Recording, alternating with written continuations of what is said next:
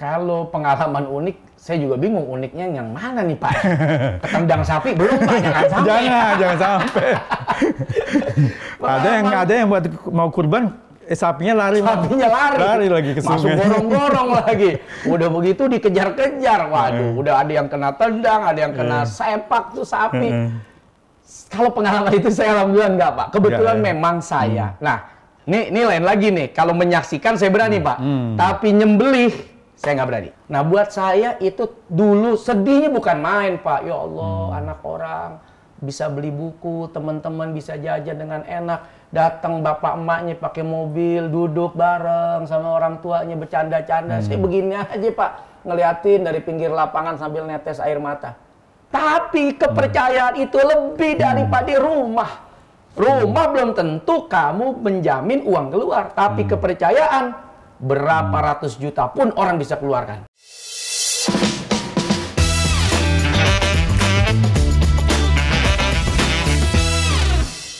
Selamat datang di Ed Share On, Edi Sharing and Discussion bersama saya, Edi Wijaya. Hari ini, di Hari Raya Idul Adha, saya bersilaturahmi ke rumah seorang pendakwah yang juga seorang artis nasional. Siapakah beliau? Langsung saja kita ngobrol dengan Ustadz Solmed. Assalamualaikum Ustadz. Waalaikumsalam warahmatullahi wabarakatuh. Alhamdulillah sehat Pak Edi. Gimana ini? Kok seger terus nih, apa resepnya nih? Waduh, resepnya karena hari ini Pak Edi mau datang. Wah, dan Pak Edi mau kasih kita obrolan-obrolan positif. Iya. Jadi sambutannya juga auranya harus aur-auran. Nah, semuanya harus bergembira, sumringah. Gembira, bahagia. Itu kunci kebahagiaan pertama Pak Edi. Ya, dengan Ustadz aja saya ngobrol langsung aura positif. Langsung rasanya kok bahagia dan di suasana Idul Adha ini kok jadi lebih meriah gitu. Masya Allah, terima kasih Pak Edi. Kalau tradisi Ustadz di hari Raya Idul Adha ini kayak gimana biasanya? Iya, sebagaimana biasa di Indonesia ya Pak Edi. Umumnya orang itu menyambut hari raya itu sangat luar biasa antusias. Baik hari raya Idul Fitri maupun hari raya Idul Adha. Kalau Idul Fitri kan semangat karena semuanya serba baru. Dari mulai baju baru, ketakwaan yang bertambah baru, ibadah yang bertambah baik, ditambah lagi dosa-dosa yang terhapus. Jadi manusia baru. Sehingga mereka semua semangat dan antusias. Nah, sementara Idul Adha ini adalah hari raya di mana kita diajak untuk berkurban. Artinya mendekat kepada Allah dengan sesuatu yang bersifat materi. Bagi siapa? Bagi yang mau. Bukan hanya sekedar yang mampu, tapi yang mau. Karena kalau bicara soal mampu, ada orang mampu merasa dirinya nggak mampu. Tidak mau juga. Nggak mau juga. Tapi bagi yang mau, maaf, kadang-kadang pemulung. Seadanya. Berusaha mengumpulkan uang. Membeli kurban untuk dibagi-bagikan. Nah, sehingga masyarakat menyambut meriah. Kenapa? Ada istilah bagi-bagi daging. Wah, senang. Kenapa senang? Karena yang punya bisa memberi, yang menerima bahagia karena mendapatkan sesuatu dari orang yang punya cinta. Luar biasa. Jadi Ustadz juga tiap tahun ini Idul Adha ini misalnya gimana? Insya Allah Pak Edi, sebagaimana tahun-tahun yang lalu, ya rutinitas kita adalah berkurban. Seperti itu. Ini gimana Ustadz mengajarkan makna Idul Adha kepada anak-anak biasanya? Ya, karenanya memang kalau ada kurban biasanya dulu kita di Kebonjeruk, Jakarta Barat. Nah, sekarang kita ada di Bogor. Nah, pada umumnya memang saya mengajak anak-anak saya. Ayo, ayah, mami hari ini mau berkurban. Nah, itu ada sapinya, itu ada kambingnya. Jadi saya bagi tuh hari Pak. Nah, dari mulai hari raya Pas sampai kemudian hari raya Tasyrik, itu kita ajak ke titik-titik di mana kita menyelenggarakan kurban. Supaya apa? Pertama mengajarkan kalau ada rezeki berbagi. Yang kedua, dilihat supaya apa? Supaya ada rasa tidak takut. Kan dokter tuh karena biasa Pak. Betul. Dia nggak takut sama darah, dia nggak takut sama luka. Nah, ketika anak-anak kita ajarkan dengan pendidikan bahwa kurban itu adalah sunnah, tapi kalau kita mampu tidak berkurban jadi tercela. Nah, inilah hewan kurban. Nah, seperti inilah prosesnya. Nah, bagaimana antusias, sumringah, bahagia, gembira orang yang menyaksikan. Jadi dalam proses itu saja kita sudah memberikan pendidikan pada anak-anak. Sehingga sebagaimana saya dulu pun dibegitukan oleh bapak saya, ya saya kemudian kembali memberikan pendidikan itu pada anak saya supaya memberi contoh yang sama kepada anak-anak. Semoga ketika dia besar nanti, dia punya kemampuan, dia melakukan hal yang sama. Ustadz punya pengalaman yang unik nggak barangkali selama bertahun-tahun di Idul Adha? Kalau pengalaman unik, saya juga bingung uniknya yang mana nih Pak? Ketendang sapi belum Pak, jangan sampai. Jangan sampai. ada yang buat mau kurban, sapinya lari lagi ke sungai. Masuk gorong-gorong lagi. Udah begitu dikejar-kejar. Waduh, udah ada yang kena tendang, ada yang kena sepak tuh sapi. Kalau pengalaman itu saya alhamdulillah enggak Pak. Kebetulan memang saya. Nah, ini lain lagi nih. Kalau menyaksikan saya berani Pak. Tapi nyembelih saya nggak berani. Jadi menyembelih itu saya nggak berani. Itu ada tugasnya. Iya, itu ada tugasnya masing-masing. Kenapa? Balik lagi. Pertama, ya saya punya rasa takut aja gitu, takut salah, takut titiknya salah, atau saya takut tidak kuat memegang pisaunya. Nah, jadi rasa takut itu yang bikin saya, padahal kan sunnahnya kan harusnya kita, tapi saya nggak berani. Daripada kenapa-napa, mending saya suruh orang. Kalau nggak kena titiknya malah menyiksa. Nah, makanya ada sapi lari tuh Pak, walaupun sudah berdarah-berdarah. Karena titiknya salah itu.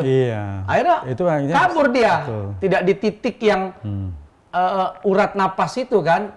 Itu yang saya takutkan. Jadi dari dulu, walaupun kurban, saya tidak pernah. Tapi hanya menyaksikan saja. Diwakilkan pada ahlinya. Jauh lebih tenang, lebih baik, dan lebih bahagia. Daripada kita udah beli sapi, tahu-tahu salah lagi. Jadi bangke tuh sapi. Jadi itu kalau dari Idul Adha ini kan memang banyak kan itu maknanya pengorbanan dan memberikan kepada orang yang membutuhkan atau yang tidak mampu berbagi ya. Nah, dari Ustadz kira-kira makna pengorbanan ini apa lagi kira-kira yang mau disampaikan? Kurban itu kan artinya taqarrub, proses mendekat. Jadi manusia ini ada yang mendekatkan dirinya dengan menahan lapar, tidak jajan, tidak minum. Walaupun ada uang Pak, kemarin kita pas saat Ramadan, sekelas cendol aja tuh kita nggak bisa beli untuk kita nikmatin di siang hari puasa Ramadan. Harus pada saat buka. Kecuali pada saat berbuka. Nah, ada pengorbanan, proses pendekatan dengan kita mengeluarkan. Nah, Idul Adha ini dengan kita mengeluarkan harta, kita membeli hewan kurban, berharap kurban yang kita sembelih itu mendekatkan kita kepada Allah Subhanahu wa Ta'ala. Kalau sudah dekat, ya Tuhan itu Pak Rahman, Rahim, Karim, Ghafur, Latif, Rozak, Goni. Pak Edi kalau udah dekat sama orang, kayak apa rasa kita kalau sudah dekat sama seseorang Pak? Dekat sama teman, dekat sama sahabat. Kalau kita bisa, kita mampu, dia butuh, dia perlu, kita kasih. Allah Maha Kaya Pak. Kalau sudah dekat dengan hambanya, apapun diberikan. Nggak usah diminta, Allah tahu apa yang dibutuhkan dan diperlukan. Nah, dalam rangka itu, supaya akrab, kurban, qorib, akrab. Nah, kalau bahasa Indonesianya akrab, akrob, lebih dekat, sangat dekat. Luar biasa. Nah, pengorbanannya juga kalau kita lihat kan ada kisah Nabi Ibrahim dengan putranya Ismail. Nah, itu mungkin bisa diartikan dalam keikhlasan itu seperti apa? Ya, pada saat Nabi Ibrahim itu kan menunggu lama sekali proses mendapatkan anak keturunan. Sampai-sampai beliau itu kan menikah ya dengan Siti Hajar. Istri pertama kan Siti Sarah. Lalu kemudian Siti Sarah merelakan Nabi Ibrahim menikah dengan Siti Hajar. Nah, dari Siti Hajar inilah lahir, di usianya sudah tua. Sudah tua beliau, lahir Nabi Ismail. Lagi lucu-lucunya, sudah penantian panjang. ditunggu-tunggu, sampai istri pertama rela berkorban perasaan demi kebahagiaan suami tercinta dalam rangka meraih anak keturunan. Tiba-tiba Quran menceritakan, falamma balagha ma'ahu sa'ya qala ya bunayya inni ara fil manami anni adzbahuk fanzur madza tara. Saat usia lagi lucu-lucunya, lagi gemes-gemesnya, masuk usia remaja, udah bisa diajak bincang, ngobrol, bercanda, tukar pikiran, datang perintah untuk disembelih. Dikorbankan. Nah, dikorbankan istilahnya, untuk disembelih. Tapi hebatnya Nabi Ibrahim, Pak. Ini pelajaran buat kita. Banyak di antara kita kepada anak itu, apa maunya kita langsung. Tidak mau nanya, tidak mau diskusi, tidak mau bicara. Tapi Nabi Ibrahim tahu ini perintah Allah. Tapi hebatnya, dia komunikasikan pada anaknya. Fangzur madza tara. Anakku, apa pendapatmu dengan perintah Allah lewat mimpiku ini? Tapi didikan seorang nabi, didikan seorang rasul, didikan seorang ayah yang punya cinta dan sayang kepada anaknya, anaknya menjawab dengan jawaban tegas dan lugas. Qala ya abatif alma tu'mar satajiduni insyaallah minas sabirin. Kalau emang itu perintah ayah dari Allah, nggak apa-apa, kerjain aja. Nanti ayah akan mendapatkan aku sebagai orang-orang yang sabar. Artinya apa, Pak? Pendidikan orang tua itu dalam mencetak anak sangat penting. Banyak sekarang anak disuruh ke pasar aja nggak mau. Tuh. Anak disuruh beli obat emak bapaknya aja ogah. Apalagi lagi main handphone ya. Padahal dikasih ongkos, motor disiapin, uang bensin ambil, enggak katanya, enggak mau Pak, enggak mau mah. Di sini jadi renungan, apa dan siapa yang salah? Anakkah, kitakah, atau kita yang sudah semaksimal mungkin tapi memang ujian anak seperti itu? Atau memang kita yang kurang dalam memberikan pendidikan pada anak sehingga anak tidak mengerti arti hormat, taat, patuh kepada orang tua. Nah, jadi dalam dialog ini saja ada banyak pelajaran bagi orang tua. Istilahnya apa? Parenting ya, Pak. Nah, ilmu untuk bagaimana dialog antara orang tua kepada anak, anak kepada orang tua, bagaimana mencetak generasi yang taat, generasi yang siap apa yang disampaikan oleh orang tuanya, generasi yang tidak membangkang pada orang tua. Dan sekarang ini faktanya, Pak, bukan cuma sekedar lisan. Ada anak yang tega-teganya, maaf, membunuh orang tuanya. Menuntut juga menuntut orang tuanya sampai ke penjara, bahkan melukai, bukan cuma batinnya tapi fisiknya. Nah, Idul Adha ini mengajarkan pada kita betapa pentingnya komunikasi yang baik antara orang tua dengan anak. Dan juga berkorban waktu itu diuji keikhlasannya ya. Ikhlas. Ya, Ustadz, kira-kira sekarang ini, zaman sekarang ini, apa tantangannya waktu berdakwahnya? Tantangan saat ini, Pak, setiap zaman pasti punya tantangan. Bahkan dari mulai zaman manusia pertama dicipta, bahkan sampai kepada Nabi Muhammad SAW dalam dakwah menebar kebaikan, itu semua tidak lepas dari ujian, cobaan, tantangan. Dari mulai ancaman, dari mulai pengusiran, dari mulai pemboikotan, sampai kepada ancaman pembunuhan.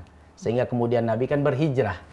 Karena saat itu di kota Mekah tidak lagi kondusif dengan kondisi keadaan yang luar biasa, ancamannya, ujiannya, cobaannya seperti itu. Nah, samalah dengan kita hari ini, Pak.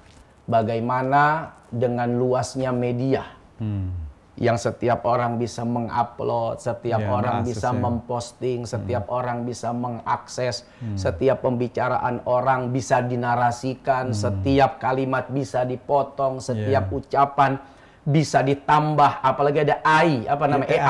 AI. Artificial Intelligence. Yes, saya lihat. Saya juga nggak lepas dari itu. Ini bisa mirip itu suara. suara dan wajah. Dan wajah. Masa Allah. Itu bahaya memang ya. Itu apa enggak tantangan, Pak? Di tengah kondisi masyarakat yang multi nalar. Ada yang nalarnya bagus, ada yang tinggal comot, ambil, lempar tanpa sharing, tanpa saring, langsung sharing.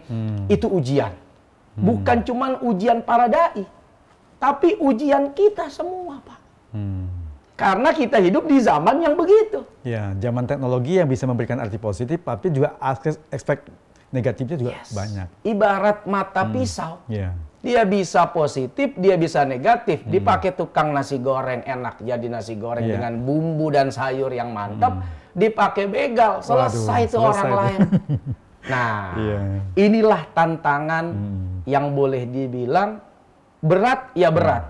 Tapi PR kita semua, kalau kita sama-sama belajar melihat keadaan kondisi bahwa tidak semua apa yang muncul di media, muncul di medsos, muncul di berita, itu adalah bagian dari fakta.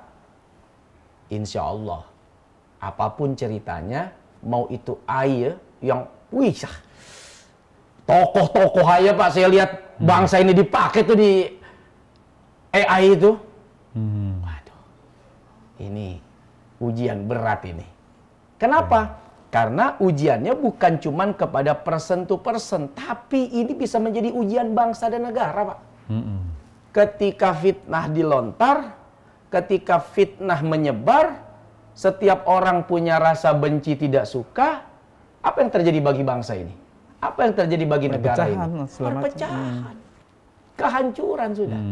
Jadi PR ini bukan hanya PR bagi seorang dai, bagi seorang pemuka agama, tapi PR ini adalah PR bangsa kita. Ya, buat kita semua. Buat kita semua yang hidup di negeri ini. Betul. Dan setiap kita harus menjalankan tupoksi tugasnya masing-masing. Kementerian misal informatika tugasnya apa? Ustadz, pemuka agama tugasnya apa? Bapak ibu di rumah tugasnya apa? Anak-anak yang pada sekolah tugasnya apa? Kalau semua melaksanakan tugas dengan baik, maka gorengan kayak apapun, sampai gosong, tuh nggak ada yang beli. Tapi kalau dia tidak paham bahwa yang digoreng ini adalah sesuatu yang tidak sehat, yang digoreng ini sesuatu yang sudah busuk, sudah basi, ya tetap dibeli. Kenapa? Karena tidak menyadari dengan keilmuannya. Nah, maka setiap kita harus sadar, awas. Kita hidup di zaman teknologi, positifnya kata Pak Edi banyak, tapi negatifnya juga ada. Imbasnya juga besar. Jadi setiap kita harus bertanggung jawab dengan apa yang kita gunakan, dengan apa yang kita pakai. Ustadz Solpen ini kan sering dibilang Ustadz selebriti ini. Apa tanggapannya, Ustadz? Ya, tidak salah juga Pak Edi, orang menyebut saya Ustadz selebriti, karena arti selebriti itu sendiri kan seseorang yang muncul di media, sering warawiri, terlihat di beberapa acara, punya acara. Jadi dari mulai saya main sinetron beberapa kali, kemudian pengisi acara dakwah di TV-TV. Di TV-TV. Jadi tidak salah karena penyebutan itu memang pas. Sesuai dengan standar yang disebut sebagai selebriti itu. Apalagi artis tadi itu. Nah, apalagi artis tadi. Ganteng lagi ya. Main sinetron kan? Main sinetron, jadi disebut artis. Karena ada sinetron yang pernah dimainkan. Jadi tidak salah penyematan itu kepada saya. Bahkan itu mengingat kembali bahwa, oh berarti dia nonton. Berarti dia melihat. Salah satu fans. Karena nonton acara-acara tersebut. Gitu. Jadi tidak ada yang salah dan saya tidak melihat itu sesuatu yang negatif karena balik lagi itu adalah fakta. Fakta di mana benar saya main sinetron, kemudian saya mengisi acara program di TV-TV sehingga penyematan artis, penyematan selebriti sering muncul di medsos. Nah, itu hal yang memang begitu memang makna selebriti itu. Iya, betul sekali. Ini kan Lebaran Idul Adha ini kan identik dengan Lebaran Haji. Nah, saya dapat informasi kalau Ustadz kan naik hajinya 2019 ya, sama istri ya. Betul. Nah, ada pengalaman apa yang mungkin bisa disampaikan kepada penontonnya SRO? Ya, jadi saat itu istri baru saja melahirkan kembar dan masih memberikan ASI. Saat itu perang dalam tanda kutip, dialog saya dengan istri itu agak panjang, Pak. Karena di mana saat orang banyak pengen berangkat haji, waktu belum dapat. Ya, betul. Antri sampai puluhan tahun. Antri sampai panjang banget bertahun-tahun. Tiba-tiba di 2019 itu kita dapat, Pak. Karena saat itu doa saya ke Allah, ya Allah, saya mau haji, tapi mau bareng istri saya. Nah, beberapa waktu saya dapat kesempatan, saya dapat, istri saya enggak.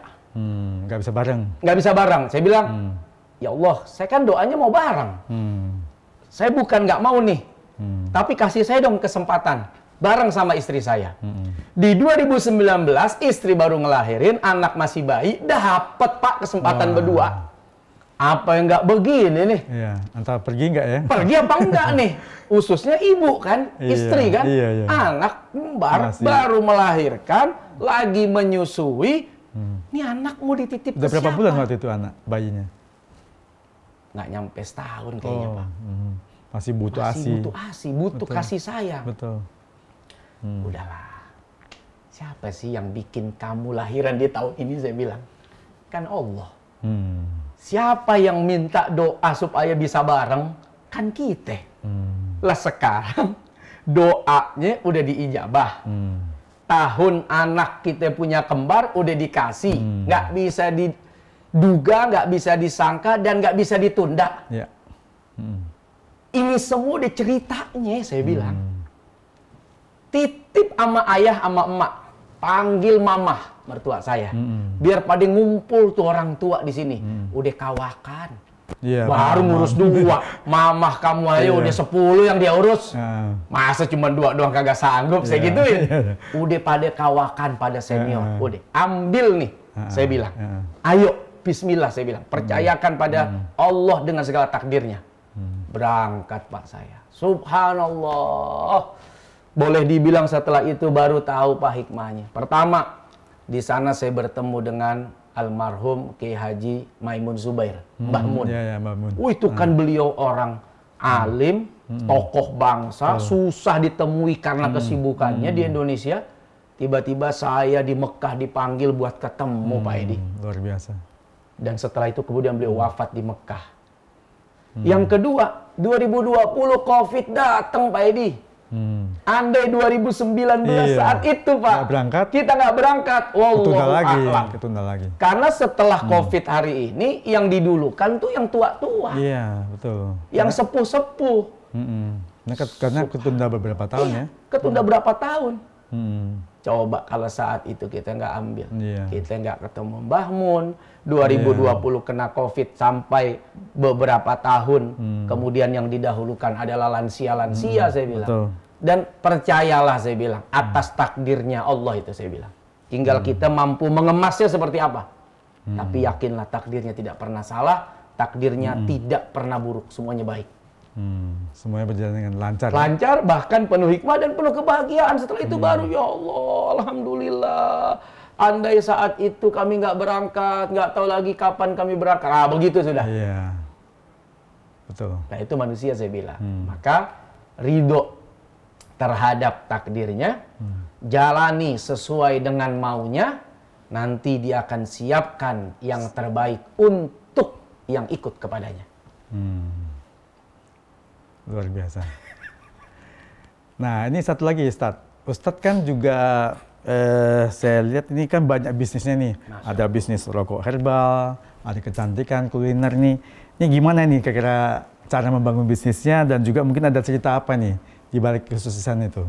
Saya ini sudah banyak belajar Pak Edi nih soal bisnis. Sama-sama. Kita nih junior, baru-baru saja lagi belajar, Pak Edi. Perjalanan itu kan tidak instan. Ya, pasti. Panjang. Harus ada prosesnya. Proses itu panjang. Kalau ada orang berpikir yang instan itu cepat, secepat-cepatnya orang bikin mie instan, tetap harus ke dapur, Pak. Ya. Orang hanya lihat suksesnya, nggak melihat prosesnya, belum tahu mereka. Makanya ini kita ingin dengar nih, sharing dari Ustadz nih. Pertama, saya ini anak yang lahir dari keluarga mungkin sederhana, mungkin di bawah sederhana. Bapak saya ngewarung di kampung. Saya hidup dari warung itu.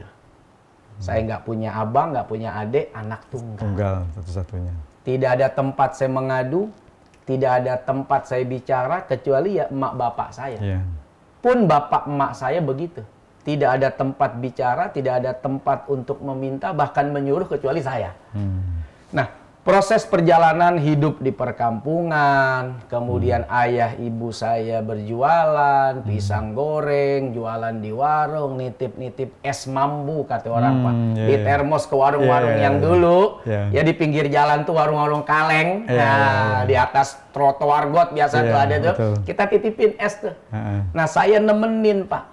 Dari mulai saya nemenin, sampai saya kemudian sekolah sanawiyah, sampai sekolah aliyah, itu perjalanan juga panjang. Nah, buat saya itu dulu sedihnya bukan main, Pak. Ya Allah, anak orang bisa beli buku, teman-teman bisa jajan dengan enak. Datang bapak emaknya pakai mobil, duduk bareng sama orang tuanya, bercanda-canda. Saya begini aja, Pak, ngeliatin dari pinggir lapangan sambil netes air mata. Tapi saya mesti jalanin. Bapak emak saya begitu kondisinya, saya begitu kondisinya, saya jalanin. Sampai akhirnya saya lulus, Pak, dari aliyah. Udah bapak saya cuma nyuruh, "Noh, ada warung si engkoh. Kau belanja di sana. Kau beli ini bonnya. Nanti ada kembaliannya daripada saya naik bajai buat kamu aja." Mulai dididik saya jajan, tapi kerja. Sebetulnya kan bapak saya mau ngasih dia bisa aja, Pak. Itu basic bisnisnya kali ya, bisnisnya. Menempah. Karena setelah itu bapak saya bilang begini, "Cok," dia manggil saya Ucok, karena kan panggilan orang Bata, kita kan Bata. "Cok, kau ini anak cuma satu. Tak ada lagi abangmu, tak ada lagi adikmu. Hanya satu-satunya kamu. Kalau saya masih hidup, saudara-saudara mungkin akan melihat saya. Dan mungkin saya masih bisa memberikan kepada kamu. Tapi kalau saya dan emakmu tidak ada, kamu sama siapa?" Wah, itu nancep, Pak. Kalau nggak mandiri siapa yang bantu kan? Kalau orang tua istilahnya udah meninggal, kamu sama siapa? Itu di otak saya, di ini saya, Pak. Kayak dihantem, tapi nggak nyakitin. Menyadarkan. Benar. Nah, setelah itu, Pak, bukan cuman saya jualan bantuin orang tua tuh. Kalau mau tanya saksi hidup, semoga engkohnya masih hidup dah tuh ya. Tempat saya belanja masih ada. Tanyain aja tuh siapa si Ucok dulu tuh anaknya si Om. Manggil bapaknya saya Om. Seperti itu. Saat itu, Pak, saya mulai berpikir, saya mesti cari tambahan karena saya kuliah. Saya mulai beli sarung, Pak. Nah, karena kan saya tuh mulai ngajar-ngajar ngaji nih. Di kampung, di masjid sono, di musola sono. Nah, jualannya Ustadz habis sih, Pak. Ya sarung udah. Nah, saya beli tuh sarung ke Tanah Abang. 5 pak. 5 pak lah ya. 5 sarung, 5 piece. Bolak-balik, Pak. Bolak-balik. Sampai tuh tukang sarung, sampai gini hari masih bagus hubungannya sama saya. "Udah, Bang," panggil saya masih Bang. "Ngapain lu bolak-balik, belum parkir, belum apa? Udah gua kasih nih 2 kodi. Waduh, duit gua nggak ada. Udah lu pakai aja. Jual dulu, laku, lu balik, lu ambil lagi." Ya, itu sudah ada trust-nya. Sudah ada trust-nya, ada percaya beliaunya. Pak, ujian sih berat, Pak. Satu, beban mental harus laku. Kedua, kalau udah laku, duit dipisah. Mana modal, mana untung. Sampai berjalan, Pak. Dulu ada yang namanya sarung. Boleh dicek sarung, celana, solmed. Itu, Pak, ceritanya tuh dari cerita yang tadi, Pak. 2 kodi. Saya jaga kepercayaan itu. Saya dikasih sarung itu sampai 30.000 piece untuk dikonsinyasikan. Luar biasa. Di situ saya belajar, Pak. Benar kata bapak saya hidup di Jakarta nih nggak punya uang, saya cuman punya kejujuran. Sehingga bisa dia percaya. Makanya saya kadang ada orang, Pak, datang minta modal, minta barang, dia nggak balik, saya cuman geleng. Artinya dia memutus sendiri kakinya. Sampai di mana kamu? Selesai sudah. Kamu giniin saya nggak rugi, saya tetap begini. Tapi kamu sampai di mana? Karena saya punya pengalaman itu, Pak. Pengalaman dari saya beli 5 piece, 10 piece, naik dipercaya 2 kodi, sampai berkodi-kodi, sampai puluhan ribu 30 piece. ribuan. Boleh cek sarung celana Ustadz Solmed. Itu saya nggak pakai modal, Pak. Modalnya cuman, Ji, sarung ade, mau berapa? Udah gue kirim duitnya, gampang, habis lebaran aja. Karena saya jualannya tuh Ramadan 1 bulan sebelumnya, sama lebaran setelahnya. Udah tuh insya Allah rapi semua tuh urusannya. Puluhan ribu tuh Pak, dikasih pinjem. Duit saya bayar aja dia kagak mau. Udah ntar aja. Lu pakai aja duit lu buat lebaran. Gue mantar habis lebaran, hitung-hitung tabungan.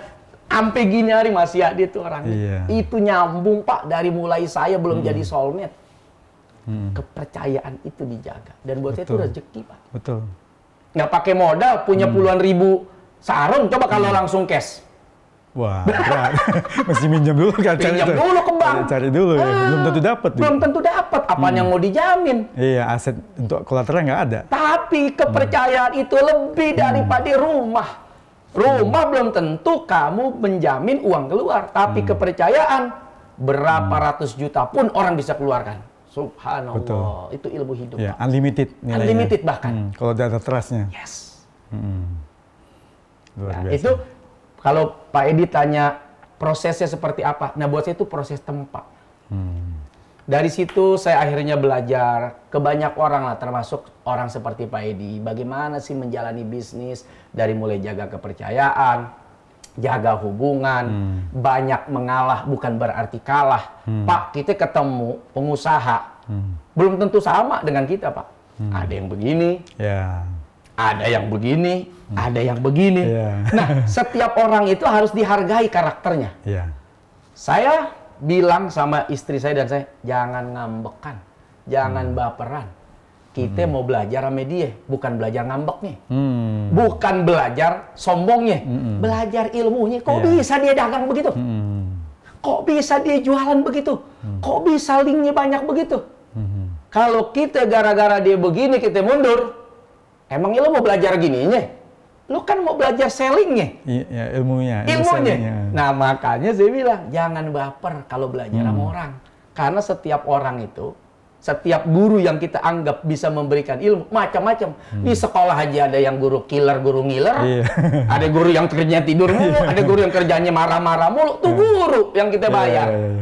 Macam-macam karakternya. Apalagi kamu mau belajar secara otodidak gratis sama orang. Jangan ngatur orang. Orang yang ngatur kita. Karena kita belajar sama dia. Nah, sejak itu Pak, subhanallah. Banyak ilmu yang saya dapat dalam hidup. Kalau kita ngambekan, gara-gara udah putus kita sama dia, padahal dari dia bisa jadi ada rezeki yang kemudian mengalir kepada kita. Atau bisa jadi dia mengetes kita, Pak. Iya, betul. Kita nggak pernah tahu. Dia tes di gua bikin. Tes kesabaran juga. Tes kesabaran. Apakah masih tetap mau silaturahmi? Apakah tetap masih mau datang? Apakah tetap masih mau menghargai? Apakah tetap masih mau jujur? Atau justru jadi dendam? Ibaratnya, Pak. Sebelum lu baca, gua udah baca duluan. Makanya ikro. Baca. Jangan sampai kita dibaca orang. Kita mesti baca orang. Itu butuh pengalaman tuh. Atau orang jam terbang. Nah, jam terbang. Baca. Jadi, kalau dia pengen baca kita, no. Lu yang gue baca. Saya bilang gitu sama istri saya. Ada orang, Pak, kita beli barang nih.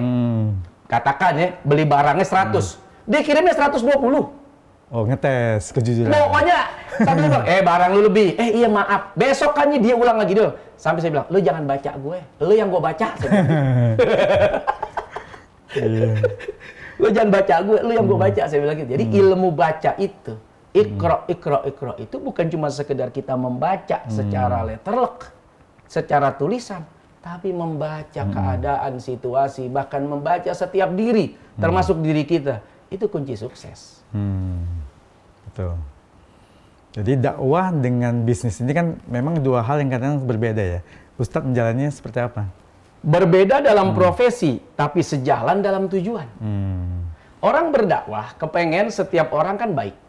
Dengan konsep Quran, hadis, ijma, qiyas, nasihat, sahabat, ulama-ulama, dan lain-lain lah.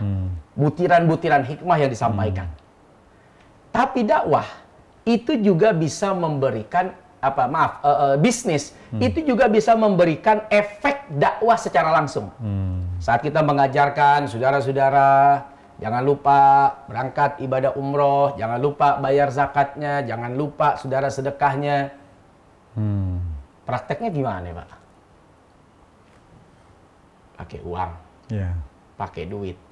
Nah, saat kita punya uang, saat kita punya duit dari bisnis yang kita jalanin, saat itu kita bisa mempraktekkan dakwah yang didengar, dakwah yang disampaikan.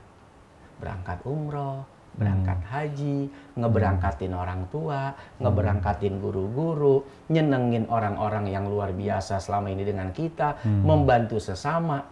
Jadi dakwah yang disampaikan secara teori, tapi dengan bisnis kita bisa melaksanakan atau mengaplikasikan teori-teori yang kita sampaikan itu. Dan kita dengarkan dari para pendakwah-pendakwah itu. Ya, betul sekali. Apalagi kalau uangnya didapat, harus digunakan untuk hal-hal yang positif tadi. Ya. Karena balik lagi Pak Edi, saya lupa ini kalamnya siapa, seingat saya sih kalamnya Imam Syafi'i ya, bahwa harta di tangan orang soleh, orang baik, itu jauh lebih bermanfaat ketimbang di tangan ahli maksiat. Karena balik lagi, kalau harta itu di tangan orang baik, Pak Edi, ada Jumat berkahnya. Ada kebaikan-kebaikan lain yang mungkin tidak terlihat, tapi terasa. Jadi banyak orang menilai kebaikan itu hanya yang dilihat. Tapi kamu tidak tahu, ada banyak orang berbuat baik, tidak terlihat, tapi terasa. Terasa di sekelilingnya, terasa di tempat dia berada, terasa di tempat di mana dia bersama dengan siapa. Dan itu kalau mau bicara soal harta, ya balik lagi salah satu jalannya adalah bisnis. Dan bisnis nggak harus dari besar, dari kecil. Ya saya dari mulai jual 5 sarung Pak, betul. Dipercaya jadi 2 kodi, dipercaya jadi puluhan ribu. Belum lagi yang lain-lain sebagainya. Bapak saya kalau udah ketemu si engkoh tuh, cash dilarang Pak. Om, itu saya ingat banget tuh. Emang Om mau pindah belanjanya dari saya? Jangan gitu Om, saya nggak pernah lagi utang. Bukan begitu kok, kata bapak saya. Untuk bayar utang, iya, maksudnya jangan utang juga. Saya nggak akan pindah kok. Tapi saya mau, jangan begitu Om. Udah bayar setengah aja Om. Aduh, sampai begitunya orang percaya. Mau bayar utang dilarang sama yang kalau lunas takutnya nanti putus hubungan. Kata dia begitu. Terus saya denger banget Pak. Jangan begitu Om. Saya nggak pernah lagi utang Om. Pokoknya jangan dilunasin. Sisain aja setengahnya Om. Supaya ada kaitan terus. Sebegitunya Pak orang kalau dia percaya. Dan itu ilmu hidup. Ceritanya boleh dulu. Tapi prakteknya kan sampai sekarang bisa. Betul. Saya berapa banyak Pak ngasih orang. Berapa banyak juga ditipu sama tuh orang. Tapi ada yang saya kasih, kemudian ternyata dia hebat dalam menjalankan bisnis yang saya berikan. Balik lagi, bahwa berbuat baik tidak pernah rugi, yang mengkhianati kebaikan, kamu yang rugi. Betul. Prinsip saya begitu. Saya bilang sama istri saya, ratusan juta, puluhan juta ditipu. Ya, kita akan tetap begini, bahkan lebih dari ini saya bilang. Nggak rugi, puluhan juta diambil dia nggak rugi, belasan juta nggak rugi, dia nggak akan rugi. Mau sampai di mana itu belasan juta itu? Mau sampai di mana itu jutaan itu yang dia tipu dari orang? Tapi kita insya Allah akan terus bisa berkembang dan melebarkan sayap bisnis ini. Jadi balik lagi, saya cuma menyampaikan jangan pernah sakit hati dalam berbuat baik. Betul. Dikhianatin sakit. Tapi jangan sakit hati untuk jangan berhenti untuk berbuat. Karena kalau berhenti berarti kamu kalah. Belajar boleh. Waduh. Saya kalau bilang gini, Pak. Waduh, ongkos gua mahal juga belajar. Waduh, rugi dulu, ditipu dulu ya. 200 juta gua nih ongkos belajar. Belajar apa? Itu belajar gua tahu orang akhirnya mesti bayar 200 juta. Saya bilang gitu kan. Ketipu gitu. Ibaratnya kita percayakan karena dia datang dengan cara yang luar biasa, pergi dengan cara yang biasa di luar. Dia biasa kali dia begitu tuh. Iya, datangnya luar biasa Pak. Wah, bantu saya. Tahu-tahu pulang. Hilang tanpa kabar ini. Padahal nggak ada gempa, nggak ada tsunami, hilang orang kemana nih? Waktu beliau butuh telepon tiap hari ya. Masya Allah Pak. Begitu selesai, manti telepon nggak jangan angkat lagi. Itu berkali-kali Pak, bukan cuma sekali orang begitu yang saya hadapin. Berkali-kali dan saya nggak pernah kapok. Tapi saya belajar untuk begini sampai di sana aja rupanya. Makanya ada istilah apa, Pak? Makin tua seseorang, circle-nya makin kecil kan? Karena makin terfilter. Sudah terpilih punya semuanya. Terpilih, terfilter. Oh, si A, si B, udah segini aja. Tapi yang segini kayak bom atom. Betul. Ya. Semuanya yang bermanfaat bisa saling mendukung kan? Betul. Bukannya begini-begini kan? Ibaratnya berjalan waktu, umur, jam terbang, ada istilah makin tua, circle makin kecil, bukan membatasi diri pergaulan, tapi terfilter sendiri kepada siapa kita harus bergaul. Ya, seleksi alam. Seleksi alam istilahnya.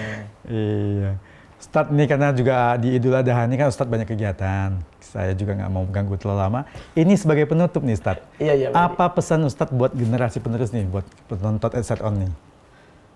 Jauh sebelum saya usia 40 tahun begini. Jauh sebelum saudara melihat saya begini. Saya pernah muda. Perjalanan panjang, pahit, getir, kerasnya kehidupan pernah saya alamin. Disakiti, dikhianati, dalam bisnis, dalam usaha. Mungkin bukan cuma makanan saya, tapi makanan setiap banyak orang yang berusaha.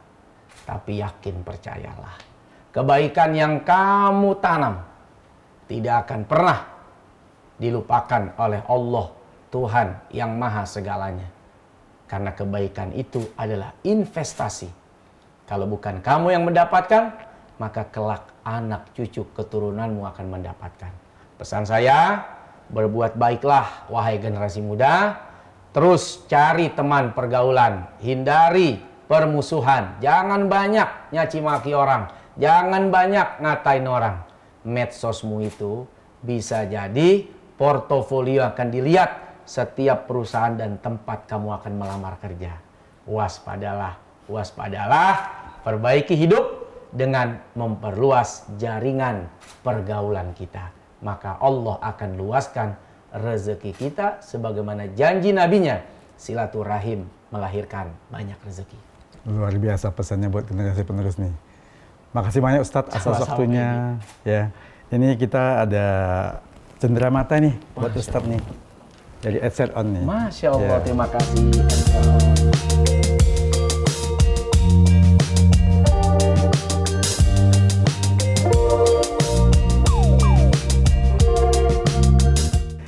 Demikian Sobat EdSerOn, edisinya discussion yang telah setia menonton obrolan saya dengan Ustadz Solmed. Ingat pesan beliau, pupuklah kebaikan, berbuatlah baik kepada sesama. Dan juga jangan lupa, untuk sukses dibutuhkan salah satu dasarnya adalah kejujuran. Demikian obrolan saya dengan Ustadz Solmed. Nantikan obrolan berikutnya tetap menarik bersama narasumber yang luar biasa. Sampai jumpa.